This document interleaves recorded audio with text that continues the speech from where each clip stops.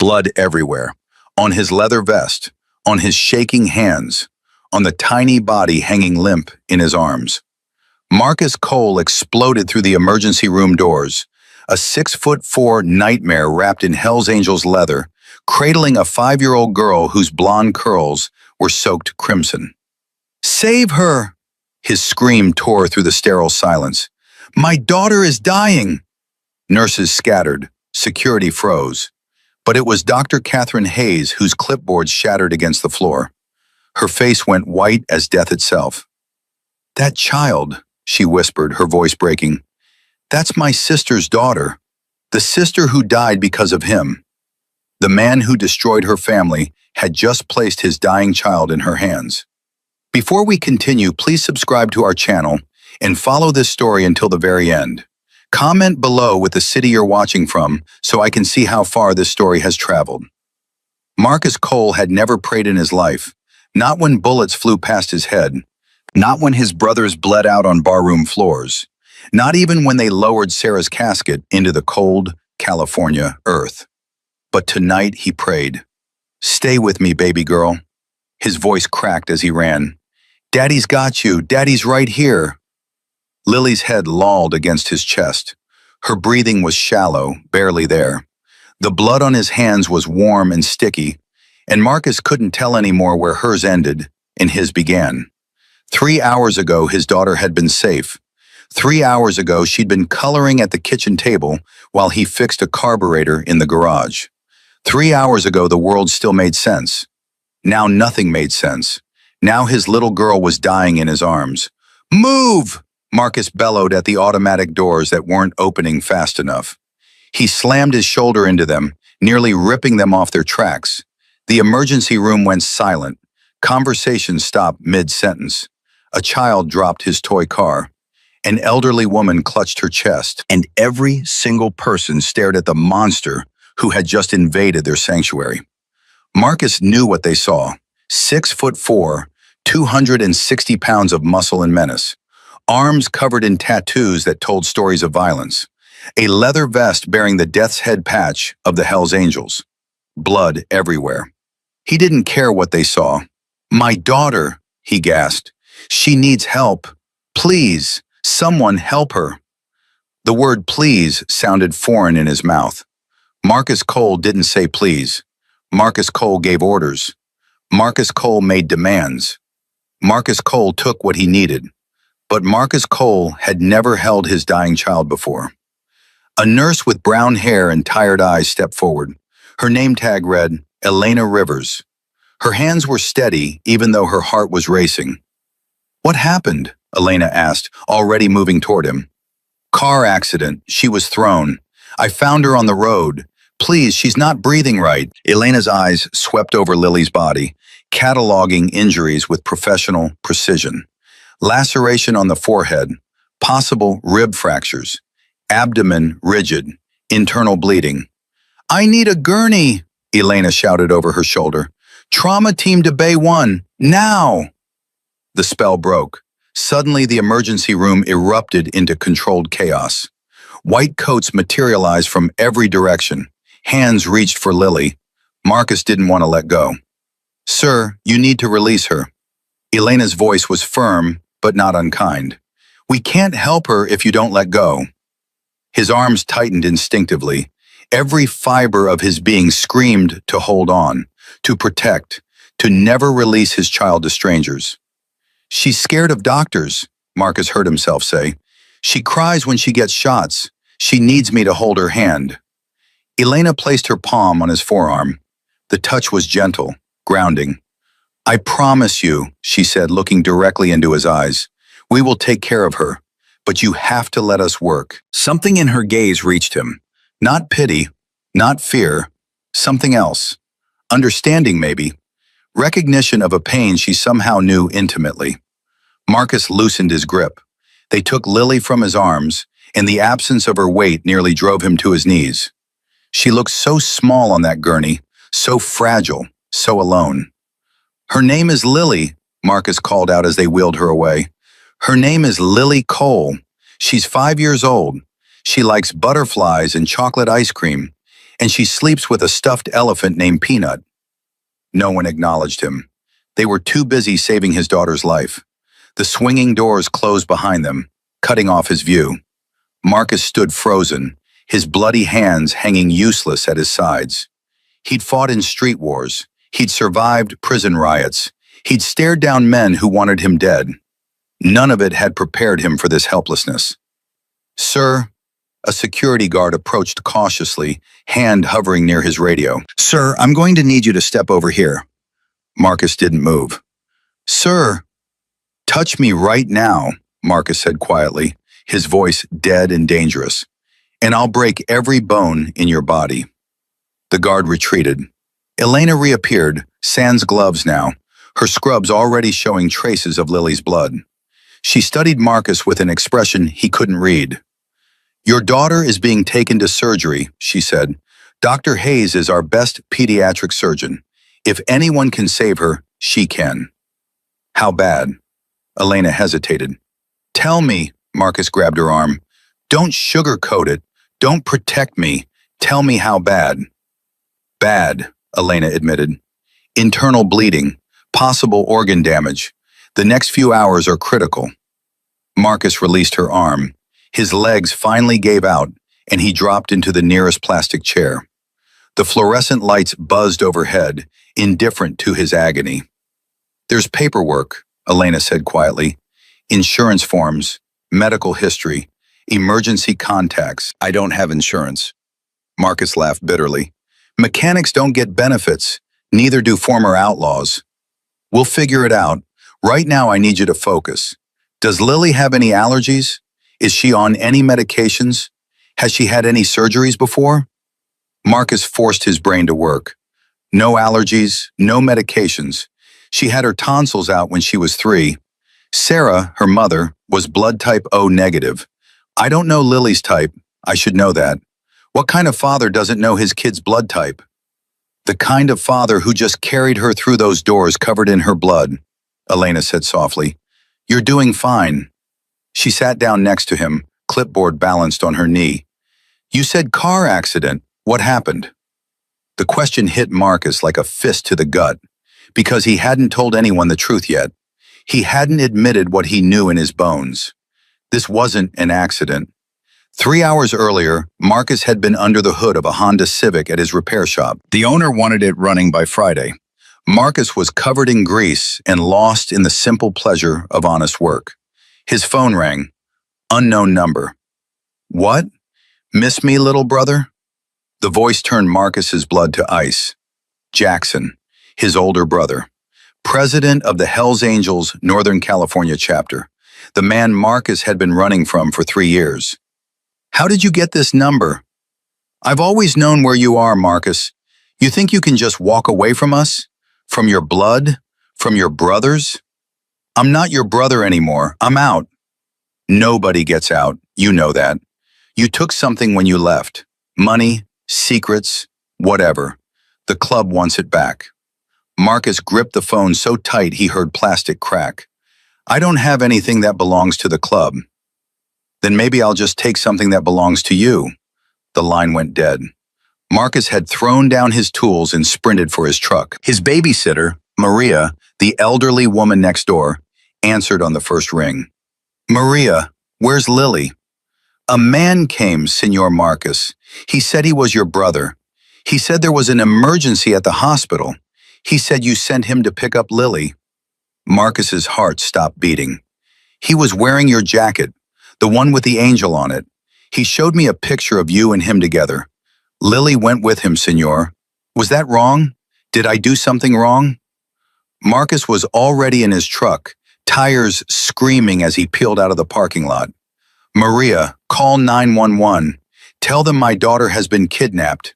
Tell them to look for Hell's Angels. Tell them—" He spotted the overturned SUV 3 miles from his house. Smoke was still rising from the hood. Glass littered the asphalt like deadly confetti. And in the ditch, 40 feet from the wreck, lay his daughter.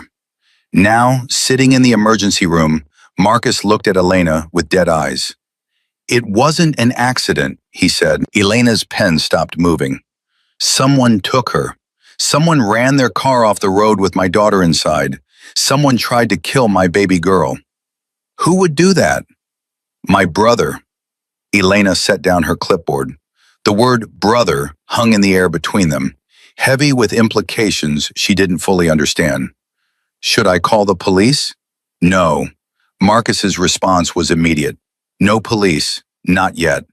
They'll ask questions I can't answer. They'll put her in protective custody. They'll take her from me. If someone tried to kill your daughter, I will handle my brother. Marcus's voice was cold now, controlled. The voice of a man who had made people disappear. What I need you to do is keep Lily alive. Can you do that? Before Elena could answer, the doors burst open again. A tall woman in a white coat strode through, her blonde hair pulled back severely, her face the color of fresh chalk. She stopped when she saw Marcus, and her expression twisted into something between rage and recognition. Dr. Catherine Hayes. You, she breathed. Marcus rose slowly to his feet. Dr. Hayes, you have the nerve to come here? To bring her here? Elena looked between them, confused. Dr. Hayes, this man's daughter is in surgery. Your surgery. Is there a problem? Yes, there's a problem. Catherine's voice shook with suppressed fury. That child in my operating room is my niece, and the man standing in front of you is the reason my sister is dead. The words hit Marcus like a physical blow. Sarah died of cancer, he said quietly. I didn't give her cancer. She refused treatment. She refused treatment because she was pregnant with that monster's child. Catherine jabbed a finger at Marcus. She chose to die so his baby could live. My sister, my brilliant, beautiful sister, sacrificed herself for him. She sacrificed herself for Lily. Marcus's voice hardened. Not for me, for our daughter. The same daughter who's bleeding out right now while you stand here giving speeches. So maybe save the family drama for later and go save your niece's life. Catherine's face went red, then white, then red again. I should refuse to operate, but you won't. Marcus stepped closer, and even though Catherine was a tall woman, he towered over her. Because whatever you think of me, that little girl in there has Sarah's eyes. She has Sarah's laugh. She is the only piece of your sister left in this world, and you're too good a doctor to let her die out of spite. For a long moment, neither of them moved. Then Catherine turned on her heel and disappeared through the surgical doors without another word. Elena stared at Marcus.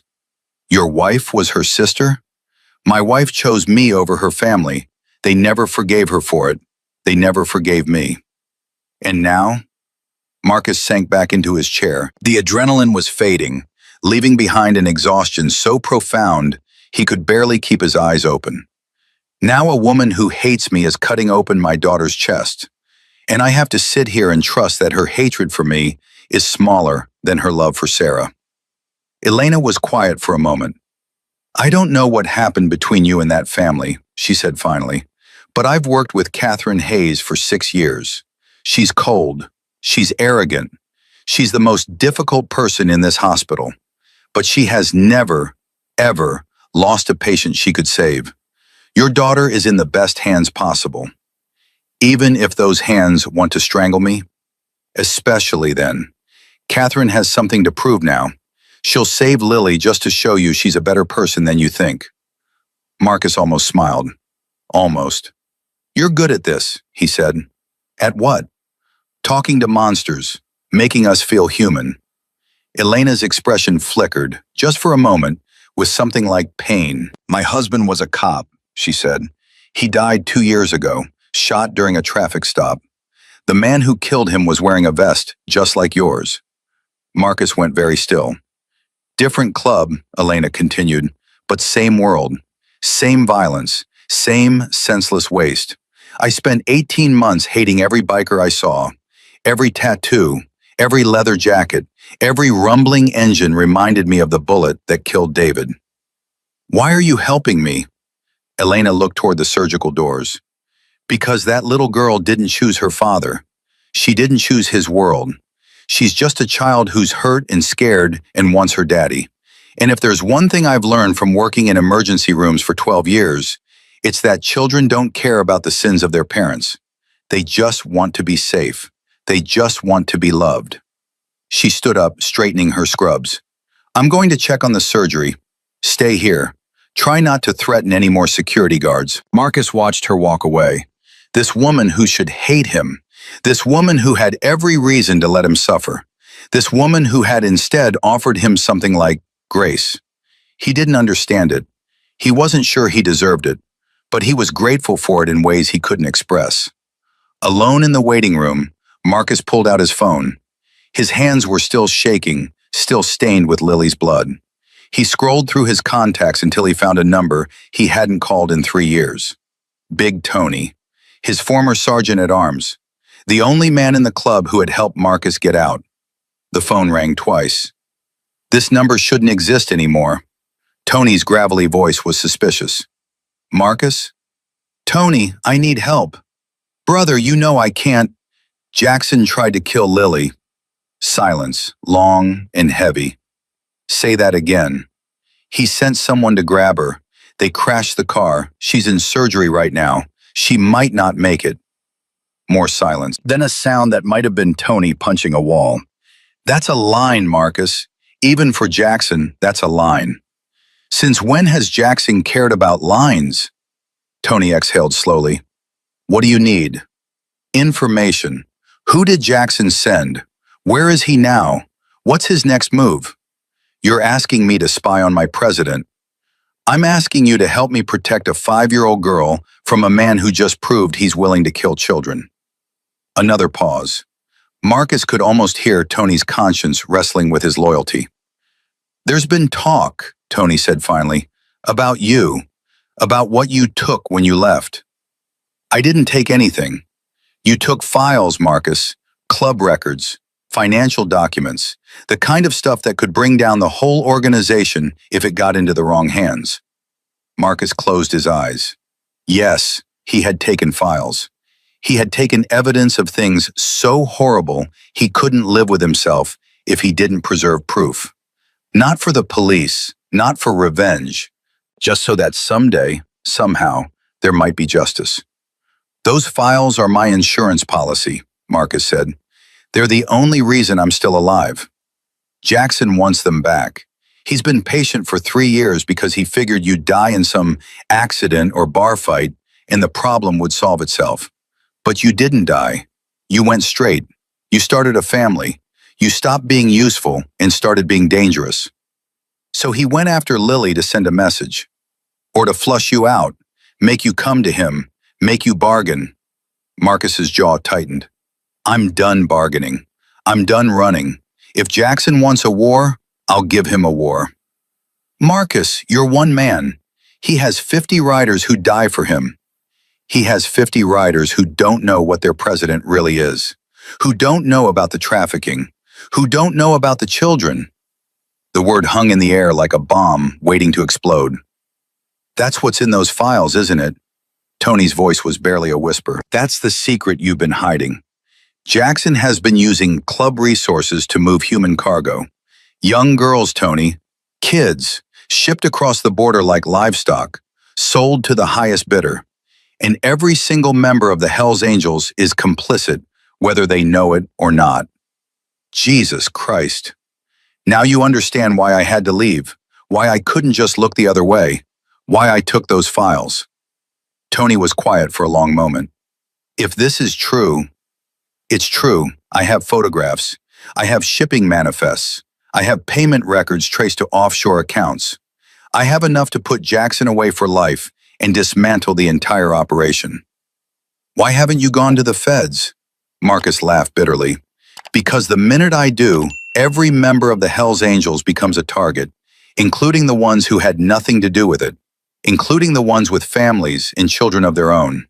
I was trying to find another way, a way to stop Jackson without destroying the whole brotherhood.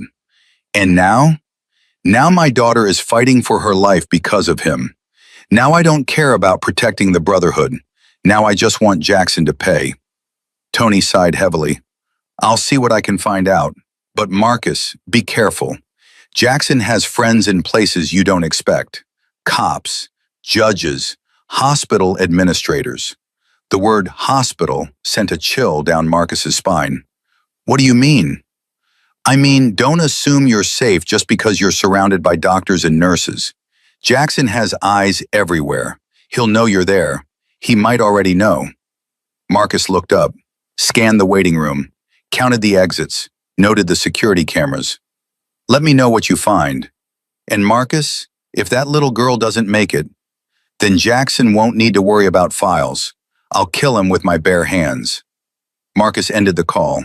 His phone buzzed almost immediately. A text from an unknown number. Tick-tock, little brother. How's my niece doing? Marcus stared at the screen. His blood pressure spiked. His vision narrowed. Jackson knew. Jackson was watching. Jackson was enjoying this. Another text arrived.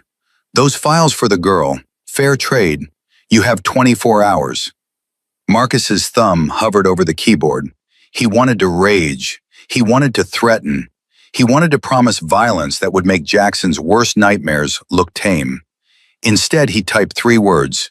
She's not yours. The response came instantly. Neither are you. Not anymore. But blood is blood, brother. And blood always comes home. Marcus turned off his phone. 24 hours. That's how long he had to figure out a way to save his daughter, destroy his brother, and somehow survive the fallout. He looked toward the surgical doors. Come on, baby girl, he whispered. Fight. Fight like Daddy taught you. Fight like the coal you are. Somewhere beyond those doors, a team of doctors worked to save a little girl who had done nothing wrong except be born to a man with demons in his past. And somewhere in the shadows, those demons were circling, waiting, hungry. The war had begun. 4 hours, 240 minutes, 14,400 seconds. Marcus counted every single one. The waiting room had emptied and filled twice over. Families came and went with their small tragedies and minor victories. A broken arm here, a case of appendicitis there. Normal emergencies for normal people living normal lives. Marcus sat motionless in his plastic chair, a statue carved from grief and fury. His hands had dried brown with Lily's blood. He hadn't washed them, couldn't wash them. As long as her blood marked his skin, she was still connected to him somehow. Elena appeared through the side door, her face unreadable. Marcus was on his feet before she took 3 steps. Is she? Still in surgery, Elena held up her hand. But she's stable. Catherine stopped the internal bleeding. They're working on her spleen now. Her spleen? It ruptured on impact. They're trying to repair it instead of removing it. It's delicate work, but she's remarkable. I've never seen anyone operate like her. Marcus's legs threatened to buckle. So she's going to live? I can't promise that. No one can promise that. But she's fighting, Marcus. She's fighting hard. A sound escaped Marcus's throat, something between a laugh and a sob. He covered his face with his bloody hands. That's my girl, he whispered. That's my warrior princess. Elena guided him back to his chair. She sat beside him, closer than before. When did you last eat? I don't remember. When did you last sleep? Doesn't matter. It does matter. If Lily wakes up and her father collapses from exhaustion, that's not going to help anyone. Marcus looked at her with hollow eyes. Why do you care? You told me about your husband. You should want me to suffer. Elena was quiet for a moment. 2 months after David died, she said slowly, I came home from a double shift and found a teenage boy breaking into my car. He was maybe 16, tattoos on his neck, gang colors on his jacket. Everything I had learned to hate. What did you do? I had David's service weapon in my purse. I could have shot him. I wanted to shoot him. I wanted to watch him bleed out on my driveway and feel nothing. Marcus waited. But then he looked at me, Elena continued, and I saw that he was terrified. Not of getting caught. He was terrified of going home empty-handed. Turns out his mother was dying of cancer. He was stealing to pay for her medication. That doesn't excuse... No, it doesn't excuse anything. But it explains something. It reminded me that people aren't just the worst thing they've ever done. They're also the best thing The bravest thing, the most broken thing. Elena turned to face him fully. You burst through those doors tonight, ready to tear apart anyone who stood between you and your daughter. That's not a monster, Marcus. That's a father. Before Marcus could respond, the surgical doors swung open. Catherine Hayes walked through, still in her surgical gown, still wearing her mask around her neck. Her eyes found Marcus immediately. She looked exhausted. She looked angry. She looked like a woman at war with herself. She's out of surgery. Marcus lurched forward. Is she okay? Can I see her? She's in recovery. The next 12 hours are critical. We repaired the spleen and stopped all internal bleeding, but she has a severe concussion and 3 fractured ribs. Her body has been through tremendous trauma. But she's alive. Yes. Catherine's voice cracked slightly. She's alive. Marcus grabbed her hands before she could pull away. Thank you. I know you hate me. I know you blame me for Sarah, but thank you for saving her daughter. Catherine stared at their joined hands. Her jaw worked silently. I didn't do it for you, she finally said. I did it for my sister, and for that little girl who looks so much like Sarah that I almost couldn't. She stopped, pulling her hands free. You can see her in 30 minutes, one visitor at a time. I see you rules. She turned to leave, then stopped. The injuries on her body, Catherine said without turning around. They're not all from the accident. Marcus went cold. What do you mean? There are older bruises on her arms, finger-shaped, like someone grabbed her roughly. Now Catherine turned, her eyes blazing. If you've been hurting that child, I have never touched my daughter in anger. Marcus's voice was deadly quiet. Not once, not ever. I would cut off my own hands first. Then who? The men who took her, the men who ran her off the road, the men my brother sent. Catherine's face shifted, confusion replacing suspicion. Your brother? Jackson Cole, president of the Hells Angels, my blood, and the man who ordered my daughter's kidnapping. Why would your own brother? Because I left the club, because I have information he wants, because Jackson would burn the whole world down to protect his secrets, including his own niece. Catherine processed this. The pieces were falling into place, but the picture they formed was darker than she'd imagined. What secrets? The kind that put people in prison for life, the kind that destroy families and end bloodlines, the kind I've been protecting Lily from since the day she was born. Elena stepped forward. Marcus, if there's a threat to Lily's safety, we need to involve the police. The police can't protect her. Half of them are on Jackson's payroll. The other half are too scared to go after the angels. Then what are you going to do? Marcus's eyes hardened into something ancient and terrible. Whatever I have to. His phone buzzed. Another text from Jackson. Clock's ticking. 22 hours left. Bring the files to the old warehouse on Miller Road. Come alone, or watch your daughter die slow. Marcus read the message twice. Then he did something that surprised even himself. He showed it to Elena and Catherine. This is what I'm dealing with, he said. This is the man who wants my daughter dead. Tell me the police can stop him. Tell me the system will protect her. Tell me there's a legal solution to a man who kidnaps children and threatens to murder them. Neither woman spoke. That's what I thought.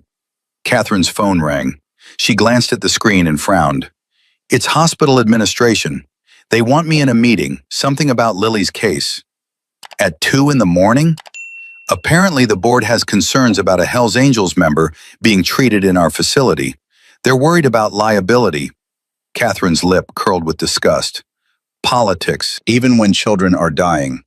She walked away, already arguing with whoever was on the other end of the line. Elena watched her go, then turned back to Marcus. You should clean up. There's a restroom down the hall. I'll bring you some scrubs to change into. I don't want to leave. What if something happens? I'll come get you immediately, but Marcus, you're covered in blood. When Lily wakes up, do you want her to see you like this? The logic was irrefutable. Marcus nodded slowly. The restroom was small and harshly lit. Marcus stood at the sink, watching brown water swirl down the drain as he scrubbed his hands. Lily's blood. his daughter's blood. He looked at himself in the mirror, 42 years old, gray streaking his brown hair, lines carved deep around his eyes and mouth. The face of a man who had seen too much and done worse. Sarah had loved this face. She traced these lines with her fingertips and called them beautiful. She'd looked past the tattoos and the scars and the reputation and seen something worth saving. "I'm trying, baby," Marcus whispered to the ghost in the mirror. "I'm trying to be the man you believed I could be. But I don't know if I can do this. I don't know if I can save her and stay human at the same time." The mirror offered no answers. Marcus changed into the scrubs Elena had left outside the door. The blue fabric felt strange against his skin after years of leather and denim. He looked like a different person. Maybe he needed to be a different person. When he returned to the waiting room, Elena was arguing with two men in suits. Their body language screamed law enforcement. FBI, if Marcus had to guess. "Mr. Cole," the taller one stepped forward, flashing a badge too quickly for Marcus to read. "I'm Agent Harris. This is Agent Dominguez. We need to ask you some questions about your daughter's accident." Marcus didn't flinch. "It wasn't an accident. We know. We've been monitoring Jackson Cole's organization for 18 months. We know about the kidnapping. We know about the threats." "Then you know I don't have time for questions." Agent Dominguez moved closer. He was shorter but more intense, with eyes that had seen the same darkness Marcus knew intimately. "We also know about the files, Mr. Cole, the ones you've been hiding for 3 years, the ones that document Jackson's trafficking operation." Marcus went very still. "How do you know about that?" "We have a source inside the Angels. He's been feeding us information, but it's not enough for prosecution. Those files could change everything. They could bring down the whole network. And send my daughter into witness protection while every angel in California hunts for her? No thanks. We can protect her. Like you protected your source? Tony Marchetti called me 4 hours ago. 2 hours later, his wife found him dead in their garage. Single shot to the head, made to look like suicide. Both agents exchanged glances. This was news to them. "That's not possible," Harris said. "We spoke to Tony yesterday. He was fine. Jackson doesn't leave loose ends. Tony helped me escape 3 years ago. Jackson just found out. And now Tony's dead, and my daughter is in the ICU, and you're standing here talking about files while my brother circles this hospital like a shark smelling blood." Dominguez stepped forward. "Mr. Cole, if Tony is really dead, then you and your daughter are the last remaining witnesses who can bring Jackson down. Let us help you. Give us the files. We'll put Jackson away forever." Marcus laughed bitterly. "You don't understand how this works, do you? Jackson has lawyers who make your district attorneys look like parking ticket clerks. He has connections to cartels who would murder everyone in this hospital just to send a message. He has 30 years of building an empire that operates above the law. Your files and your badges and your good intentions don't mean anything to a man like Jackson Cole. Then what does? Fear." Marcus's voice dropped to something barely human. "Jackson only respects fear. The only reason I'm still alive is because he's afraid of what I know. The only reason he took Lily instead of just killing me is because he needs those files back before he can eliminate me completely. So give us the files. Let us create that fear through the legal system. The legal system takes years. Lily has hours." Marcus shook his head. "No, I'll handle Jackson my way. Your way meaning violence. My way meaning whatever keeps my daughter breathing." Agent Harris stepped between them. "Mr. Cole, if you take the law into your own hands, we can't protect you. You'll be a fugitive. You'll lose your daughter to the foster system. If I don't take the law into my own hands, I'll lose my daughter to a grave. Which do you think she'd prefer?" The agents had no response. Elena appeared at Marcus's elbow. "She's awake. She's asking for her daddy." Marcus pushed past the agents without another word. The ICU was quiet except for the rhythmic beeping of monitors. Lily lay in a bed that dwarfed her tiny body, surrounded by wires and tubes that seemed designed to torture rather than heal. But her eyes were open, and when she saw Marcus, she smiled. "Daddy Bear." Marcus covered the distance in 3 strides. He took her small hand in both of his, careful not to disturb the IV line. "Hey, princess, I'm here. Daddy's right here. I knew you'd come." Her voice was weak but certain. "I told the bad men my daddy would find me. I told them you always find me." "What bad men, baby? Can you tell me what happened?" Lily's face clouded. "Uncle Jackson sent them. They said I was going on an adventure. But it wasn't fun, Daddy. They drove too fast, and then everything went spinning, and I flew like a bird, but it hurt. And then I was on the ground, and everything was red, and I couldn't find you, and I was so scared." Tears streamed down her cheeks. Marcus gathered her as gently as he could, mindful of her injuries. "Shh, baby, you're safe now. No one's going to hurt you again. Daddy promises." "The doctor lady looks like Mommy," Lily whispered against his chest. "She has Mommy's eyes." Marcus's heart clenched. "That's your Aunt Catherine, Princess, your Mommy's sister."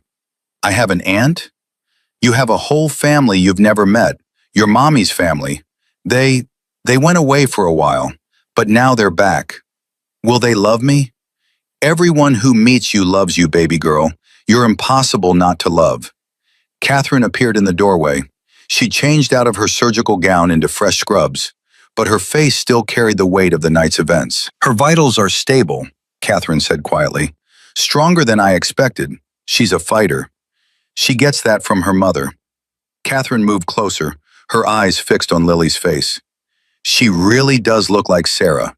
The same nose, the same chin, even the same stubborn expression." Lily turned her head slightly. "Are you really my aunt?" "I am," Catherine's voice caught. "I'm sorry we haven't met before, Lily. That was my fault. I made some bad choices, and I missed out on knowing you." "It's okay." Lily reached out her small hand. "Daddy says everyone makes mistakes. He says the important thing is trying to be better." Catherine took the offered hand, and something in her face crumbled. "Your daddy is right." She looked at Marcus, and for the first time, there was no hatred in her eyes. Only grief, only regret. "I blamed him for Sarah's death because it was easier than accepting that Sarah made her own choice. She chose to have you, Lily. She chose to bring you into this world even though it cost her everything. And looking at you now, I understand why." Marcus watched the two of them, the aunt who had spent years nursing her bitterness, and the niece whose mere existence was dismantling that bitterness brick by brick. "I need to tell you something," Catherine said, still holding Lily's hand. "The hospital administration is asking questions. They want to know about the circumstances of Lily's admission. They're talking about involving Child Protective Services. Over my dead body." That's what I told them. "But Marcus, there's something else."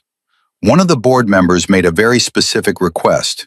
He wanted to know your exact location, your room number, your visitor status. Marcus's blood went cold. "Which board member?" "Richard Holt.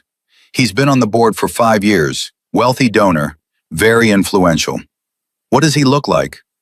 "Tall, thin, gray beard." "Why?" Marcus pulled out his phone and scrolled to a photograph. He showed it to Catherine. "Is this him?" Catherine's face went white. "That's Richard. Who is he?" "His real name is Ricky Holt. He's been laundering money for the Hells Angels since before I joined the club. Jackson has people everywhere, Catherine, even here, especially here." Catherine stepped back, her medical mind racing through implications. If Jackson has someone on the hospital board, he knows exactly where Lily is. He knows her condition. He knows her vulnerabilities. Which means this hospital isn't safe anymore. Elena burst through the door, breathless. "Marcus, we have a problem. There are 4 men in the lobby asking for you. They're wearing leather vests. Security is trying to keep them out, but they're threatening legal action for denying family visitation rights." Jackson's crew. "What do we do?" Marcus looked at his daughter, at his sister-in-law, at the nurse who had shown him kindness he didn't deserve. "We get Lily out of here." "She can't be moved," Catherine protested. "She just had major surgery. Moving her could... Staying could kill her faster." Marcus's voice left no room for argument. Jackson's men are in the building. His spy is on your board. In 20 hours, he's going to kill my daughter, whether she's in this bed or not. Our only chance is to disappear. Where would you even go? I know a place, off the grid, no records, no way to trace. Catherine shook her head. This is insane. I can't sanction removing a patient in her condition. Then don't sanction it. Look the other way. Forget you ever saw me. But I am taking my daughter out of this hospital tonight, with or without your blessing. The two stared at each other across Lily's bed. She'll need medical care, Catherine said finally. Wound dressing, pain management, monitoring for internal complications. I know. She'll need someone who knows what they're doing. I know. Catherine closed her eyes. When she opened them, something had shifted. Then I'm coming with you. Marcus stared. What? I spent 5 years hating you from a distance. I let my sister die without ever reconciling with her. I missed Lily's entire childhood because of my own stubbornness. I'm not missing another moment. If you're taking her into danger, I'm going too. She needs a doctor. More than that, she needs her family. Elena stepped forward. I'll help you get out. There's a service entrance through the kitchen. It bypasses the main lobby entirely. You could lose your job for this. Probably, Elena almost smiled. But something tells me I'm going to have trouble sleeping if I let a 5-year-old girl get murdered in my hospital. Marcus looked at the 3 women surrounding him. The aunt who had hated him, the nurse who should hate him, the daughter who loved him unconditionally. All right, he said, let's move. Lily tugged at his sleeve. Daddy Bear, are the bad men coming? Marcus knelt beside her bed. Yes, princess, the bad men are coming, but Daddy's going to keep you safe. I promise on Mommy's memory. I promise on everything I have. No one is ever going to hurt you again. Lily's small hand found his cheek. I believe you, Daddy. I always believe you. Marcus lifted her gently from the bed, cradling her against his chest. She weighed almost nothing. How could someone so small be the center of his entire universe? Let's go, Catherine said, grabbing a medical bag from the supply closet. We don't have much time. Elena led them through the maze of hospital corridors, past sleeping patients and distracted night staff. Every corner felt like an ambush waiting to happen. Every shadow could hide one of Jackson's men. They reached the kitchen without incident. The service entrance loomed ahead, a rectangle of darkness leading to an uncertain future. Marcus paused at the threshold. Thank you, he said to Elena, for everything, for seeing past the best, for reminding me that humanity isn't extinct. Elena pressed something into his hand, a card with a phone number. If you need anything, medical advice, a place to hide, someone to talk to, I'm here. Why? Because my husband spent his whole career believing that people could change, that redemption was possible, that nobody was beyond saving. Elena's eyes glistened. He died still believing that. The least I can do is carry on that belief for him. Marcus pocketed the card. Then he stepped through the door and into the night, carrying his daughter toward an unknown fate. Behind him, the hospital continued its quiet routines. Monitors beeped, nurses made their rounds. Life and death danced their eternal waltz. And in the lobby, 4 men in leather vests watched their quarry disappear. One of them pulled out his phone. He's running, boss. Took the girl. Got help from some doctor and a nurse. Jackson's voice crackled through the speaker. Follow him, but don't engage. I want to know where he's going. I want to know who he trusts. And then, I want to burn it all down. The hunt was on. The truck bounced over dirt roads that hadn't seen maintenance in decades. Every jolt sent tremors through Lily's small body, and every tremor made Marcus grip the steering wheel tighter. How much further? Catherine asked from the back seat, where she cradled Lily's head in her lap. 20 minutes, maybe less. She's burning up, Marcus. Her temperature is climbing. We need to stop and check her wounds. We can't stop. Jackson's men are behind us. Catherine twisted to look through the rear window. Darkness stretched endlessly. I don't see anyone. You won't. They're good at what they do, but they're there. Trust me.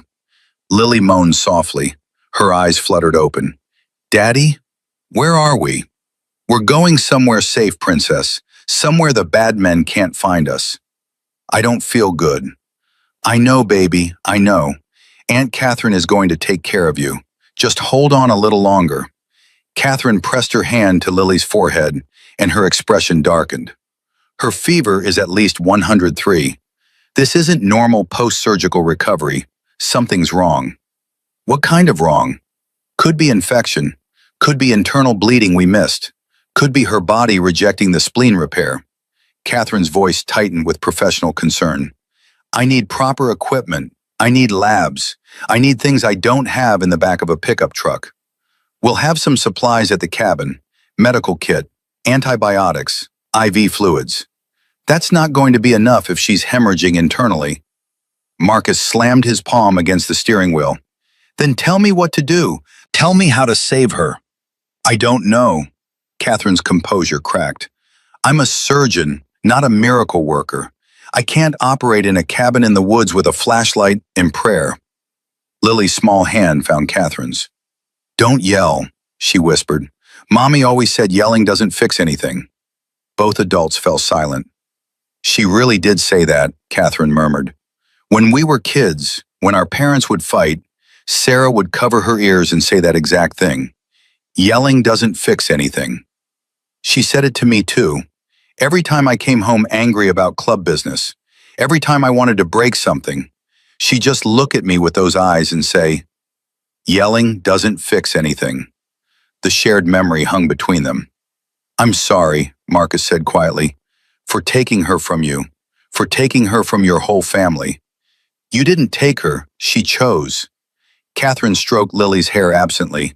I was so angry at her for choosing, for picking some biker over everything we'd built together. But sitting here now, looking at this child she died to protect, I think I finally understand. Understand what? That love isn't logical.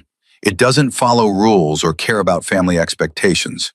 Sarah saw something in you that was worth betting her whole life on. And she was right. Look at what you've done to protect Lily. Look at what you're willing to sacrifice. Marcus didn't respond. He couldn't. The words would have broken something inside him that he needed intact to survive the coming hours. The cabin appeared suddenly, a dark shape against darker trees. Marcus killed the headlights and coasted the last 100 yards on momentum alone. We're here. He carried Lily inside while Catherine gathered the medical supplies from the truck bed. The cabin was small, but functional. One room, one bed, one table, and enough supplies to survive a month off the grid. Put her on the bed, Catherine ordered, instantly shifting into doctor mode. I need light. Better light than that single bulb. Marcus produced 3 battery-powered lanterns and arranged them around the bed. In their harsh, white glow, Lily looked worse than she had at the hospital. Her skin had taken on a grayish pallor.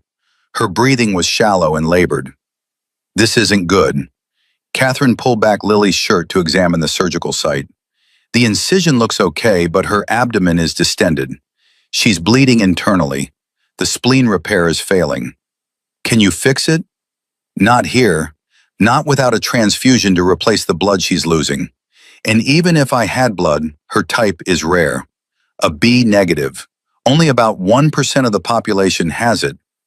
Marcus felt the ground shift beneath him. What are you saying? I'm saying that without a matching blood transfusion in the next few hours, Lily is going to die. The words hit Marcus like a physical assault. He staggered backward, catching himself against the wall. No, there has to be something, some other option. There isn't. I'm sorry, Marcus, I'm so sorry.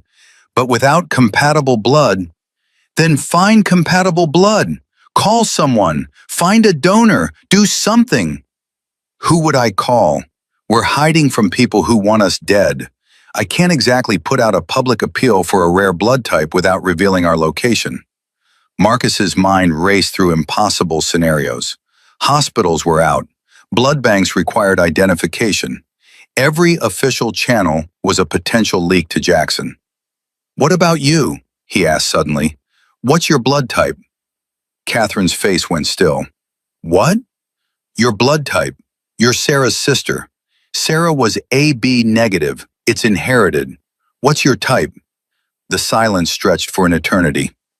I'm AB negative, Catherine finally said. Then you can donate. You can save her. It's not that simple. I'd need to be tested, cross-matched, make sure there are no antibodies that could. We don't have time for that. Marcus grabbed her shoulders. You said she has hours, maybe less. Are you going to let your niece die because of procedure? If I give her incompatible blood, it could kill her faster than the bleeding. And if you don't give her any blood, she dies anyway. At least this gives her a chance. Catherine looked at the small figure on the bed. Lily's eyes were closed now. Her breathing had become almost imperceptible. Sarah would never forgive me if I let her daughter die. Then don't let her die, please, Catherine. I'm begging you. I've never begged anyone for anything in my entire life. But I'm begging you now. Save my daughter. Catherine's hands were shaking as she opened the medical kit. I'll need to set up a direct transfusion. It's dangerous, primitive. There's no way to control the rate of flow or monitor for reactions. But it's possible. It's possible. Catherine began laying out equipment with trembling precision. Help me find a vein. Her blood pressure is so low that her vessels have collapsed. Together they worked to establish IV access. Marcus held the flashlight while Catherine probed Lily's tiny arm for a viable vein. Each failed attempt drew more precious time from their dwindling supply. Got it! Catherine taped the needle in place and began connecting the tubing. I'll need to lie next to her. Keep our arms at the same level. This is going to take at least an hour, and I can't move the whole time. Whatever you need.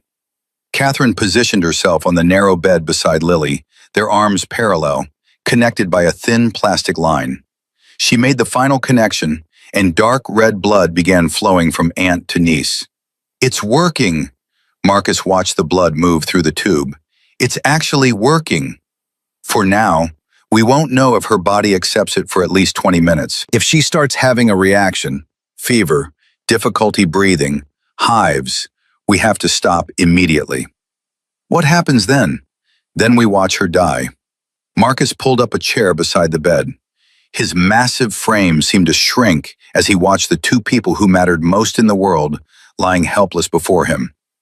Tell me about Sarah, he said quietly. Tell me about when you were kids. Catherine's eyes remained fixed on the ceiling. Why? Because I want Lily to know her mother's story, all of it, not just the parts I can tell her. I want her to know where she came from. Catherine was quiet for a long moment. Sarah was the brave one, she finally said. I was always the careful sister, the one who followed rules and met expectations. Sarah was the one who climbed trees and rescued stray cats and talked back to teachers. That sounds like her. Our parents tried so hard to contain her. Private schools, etiquette lessons, debutante balls. Sarah went along with all of it, but she was never really there. Her body would be at some charity gala, but her mind was somewhere else entirely. Where did she want to be? Anywhere but where she was expected to be. She used to say that expectations were just prisons with invisible bars. Catherine almost smiled. The day she met you, she called me from a payphone at 3 a.m. She was terrified and exhilarated and absolutely certain that her life had just changed forever. She never told me about that call. She said she'd met a man who looked at her like she was the only person in the world. A man who didn't care about her family's money or her family's name. A man who saw her, really saw her, for the first time in her life. Marcus's throat tightened. She saw me too. No one had ever looked past the leather and the tattoos before. But Sarah looked at me like I was worth something, like I could be something more than what I'd been. That was her gift, seeing potential, believing in people who had stopped believing in themselves. Lily stirred between them. Mommy, she murmured in her sleep. Mommy, don't go. Marcus took her hand. Mommy's here, princess. Mommy's watching over you. She'll always watch over you. Catherine turned her head to look at him. Tears were streaming down her face. I wasted so much time hating you. 5 years of Lily's life. 5 years I'll never get back. You're here now. That's what matters. Is it enough? Before Marcus could answer, his phone buzzed. A text from an unknown number. Nice cabin, little brother. Cozy. Shame it's about to get crowded. Marcus's blood turned to ice. They found us. What? Catherine tried to sit up, but the transfusion line held her in place. How? Jackson has eyes everywhere. He must have had someone follow us from the hospital. Then we need to move. Help me disconnect. You can't disconnect. Not yet. Lily needs more blood. She won't need blood if she's dead. Another text arrived. Front door in 60 seconds. I'd put down any weapons if I were you. Hate to accidentally shoot my niece. Marcus stood slowly. His hand moved to the gun tucked in his waistband. Stay here. Keep the transfusion going as long as you can. Marcus, what are you going to do? I'm going to do what I should have done 3 years ago. He walked to the cabin door and opened it. Jackson Cole stood 20 feet away, flanked by 4 of his lieutenants. His silver hair gleamed in the moonlight. His smile was the same one Marcus remembered from childhood, charming and absolutely devoid of warmth. Little brother, Jackson spread his arms wide. It's been too long. Not long enough. Now, is that any way to greet family? I come all this way to check on my niece, and this is the welcome I get? You tried to kill her, Jackson. Your own blood. I tried to send you a message. The accident was unfortunate. My men got overzealous. Jackson shrugged like he was discussing a minor inconvenience. But she's alive, isn't she? Mostly alive anyway. I hear she's not doing so well. She'd be doing fine if I hadn't what? Reminded you that you can't just walk away from the Brotherhood? That actions have consequences? That the files you stole belong to the club and not to you? Marcus's hand tightened on his gun.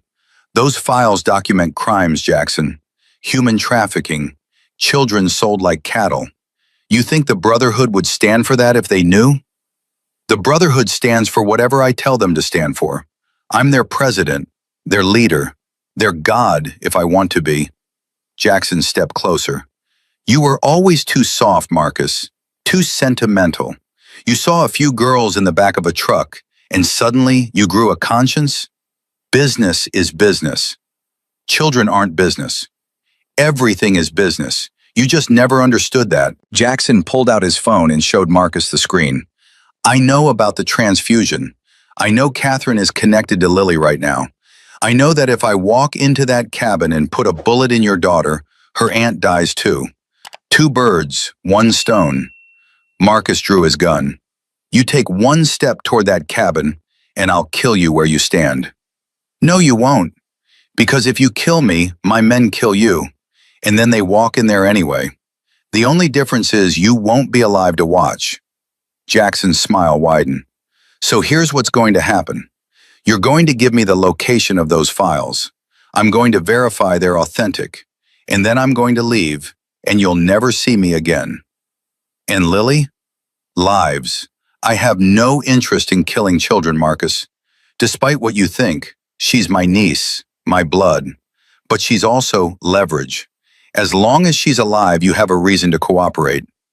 If I give you the files, you'll destroy them. The girls in that trafficking ring will never get justice. Justice, Jackson laughed. There's that soft heart again. Those girls are already gone, Marcus. Some are dead. Some wish they were. Justice won't bring them back. Justice won't undo what was done. All those files will do is destroy the club. Destroy me. Destroy every brother who ever trusted me. Maybe that's exactly what needs to happen. Then Lily dies. The words hung in the cold air. You wouldn't. Try me. Jackson's voice lost all pretense of charm. I've killed for less, Marcus. You know that. You've seen it. You've helped. Don't pretend you're any different from me just because you found God, or fatherhood, or whatever convinced you to grow a spine. I am different. I got out. I chose something better. You chose weakness. You chose sentiment over strength. And now your weakness is going to cost your daughter her life. Jackson raised his hand, signaling his men. Last chance, brother. The files, or I burn this cabin down with everyone inside. Marcus's mind raced through options. None of them ended well. Fight and die. Surrender and watch Lily grow up under Jackson's shadow. Give up the files and let the trafficking continue. But there was one option Jackson hadn't considered. The files aren't here, Marcus said. Jackson's smile faltered. What? They're not in the cabin. They're not in my truck. They're not anywhere you can reach tonight. You're bluffing. I buried them 3 years ago, in a place only I know. Kill me and they're lost forever. Kill Lily and I'll die before I tell you where they are. For the first time, uncertainty flickered across Jackson's face. Then we'll make you talk. There are ways. You can try, but you know me, Jackson. You raised me. You trained me. You know exactly how much pain I can take before I break. It's more than you have time for. The brothers stared at each other across 20 feet of darkness, two products of the same violent world. Two men who had chosen opposite paths. Then we wait, Jackson lowered his hand. We wait right here until your daughter either dies or gets better. And when she's stable enough to travel, we'll take both of you somewhere more persuasive. How long do you think a 5-year-old can hold out against the methods I know? Marcus's blood ran cold. You would torture a child? I would do whatever it takes to protect the brotherhood. That's what you never understood. The club is bigger than any individual. Bigger than you or me or that little girl in there. The club is eternal. Catherine's voice cut through the night. Marcus! He spun toward the cabin. Catherine was standing in the doorway, disconnected from the transfusion line, supporting herself against the frame. Something's wrong. Lily's not responding. Her heart rate is dropping. She's going into shock. Marcus forgot about Jackson, forgot about the guns, forgot about everything except the 5-year-old girl who was his entire reason for existing. He sprinted for the cabin. Lily lay motionless on the bed.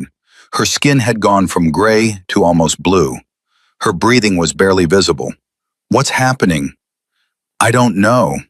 Catherine was already checking vitals, her hands moving with desperate efficiency. Her body might be rejecting the blood. She might have thrown a clot. She might be... The monitor flatlined. No! Marcus pushed Catherine aside and placed his hands on Lily's chest. No, no, no, not like this. Not now. He started chest compressions. 1, 2, 3, 4, counting under his breath, willing his daughter's heart to beat. Come on, princess. Come on, baby girl. Don't leave daddy. Don't you leave daddy. Catherine checked for a pulse. Nothing. 30 seconds, she said. Marcus kept pushing. His arms burned, his eyes blurred with tears, but he didn't stop. Lily Cole, you listen to me. You are not allowed to die. Do you hear me? You are not allowed to leave me. Mommy is waiting for you, but not yet. Not today. Today you fight. Today you live. 45 seconds. Marcus, shut up and help me. Catherine took over compressions while Marcus breathed into Lily's mouth. 2 breaths. 30 compressions. 2 breaths. 30 compressions. The rhythm of desperation. 60 seconds. Lily's lips were blue. Her body was limp. Every medical indicator said she was gone. But Marcus refused to accept it. You promised me, he sobbed between breaths. You promised you'd never leave. You promised we'd be together forever. Don't break your promise, princess. Don't make daddy a liar. 75 seconds.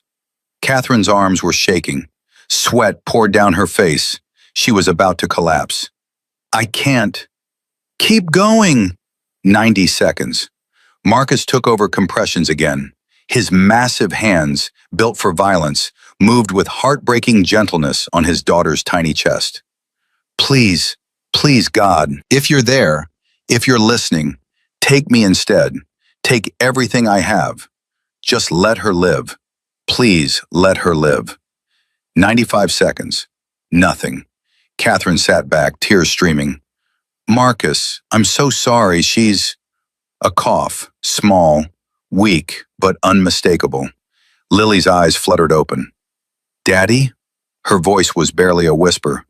"Why are you crying?" Marcus collapsed over her, gathering her into his arms, sobbing without shame or restraint. His whole body shook with relief so profound it bordered on agony. "You came back," he gasped.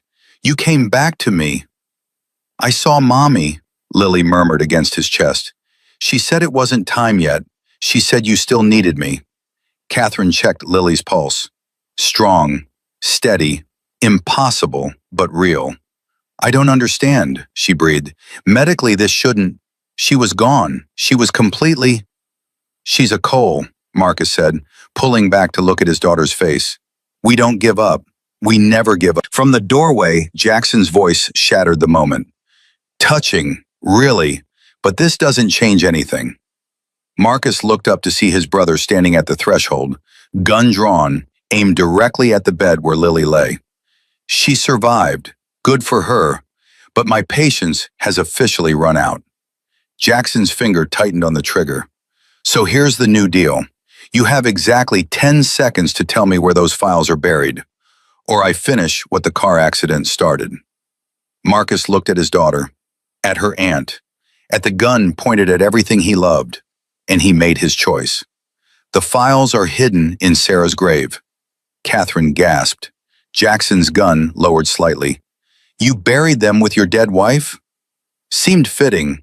The secrets that destroyed our family, buried with the woman those secrets killed. Nobody would ever think to look there. Nobody would ever disturb her rest. Except you. Except me." Marcus met his brother's eyes. "You want the files? Fine. I'll take you to them. But Lily stays here with Catherine, non-negotiable." Jackson considered. The calculation in his eyes was almost visible. Risk versus reward. Trust versus treachery. "And if you're lying, then you'll kill me at my wife's grave." Poetic, don't you think? The Cole brothers, ending where it all began. For a long moment, nobody moved. Then Jackson smiled his empty smile. "You always were the dramatic one, little brother. Fine, we do this your way. But if those files aren't where you say they are, Catherine and Lily won't be safe anywhere. Not from me, not from the club, not from God himself." Marcus kissed Lily's forehead. "I'll be back, princess, I promise." "I know, Daddy Bear." Her small hand touched his cheek. "Mommy told me. She said everything is going to be okay." Marcus stood and walked toward his brother, toward his past, toward whatever fate awaited him at his wife's grave. Catherine watched him go, clutching Lily close. "Be careful," she called after him. Marcus didn't turn around. "Careful isn't going to end this. Only blood will end this." He stepped into the darkness, and the night swallowed him whole. The drive to Riverside Cemetery took 47 minutes. Marcus sat in the passenger seat of Jackson's black SUV, hands zip-tied in front of him, 2 armed men behind him breathing down his neck.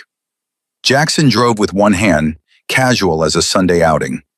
"Remember when we used to do this as kids?" Jackson asked, breaking the silence. "Drive out into the country, just the 2 of us, before Dad died, before everything went to hell. I remember you teaching me to shoot empty bottles off fence posts. You were a natural, steady hands, cold eyes. I knew right then you'd be something special in the brotherhood. I was 12 years old, Jackson. You were grooming me." Jackson laughed. It was the same laugh Marcus remembered from childhood, warm on the surface, hollow underneath. "Grooming, that's what they call it now, isn't it? I called it preparing you for reality. The world is cruel, Marcus. It chews up the weak and spits them out. I was making sure you wouldn't be weak. You were making sure I'd be useful to you." "Same thing." Jackson glanced at his brother. "And you were useful. For a while. Until Sarah got her hooks into you, and suddenly brotherhood didn't matter anymore. Loyalty didn't matter. Only that woman and that baby. Don't talk about them." "Why not? Sarah's dead. The baby almost joined her tonight. What's left to protect?" Marcus's zip-tied hands clenched into fists. "Lily is alive. She's going to stay alive. That's the only thing that matters. For now, Jackson shrugged. But life is fragile, little brother. You of all people should know that. Accidents happen. Diseases strike. Sometimes people just disappear. Is that a threat? It's a fact.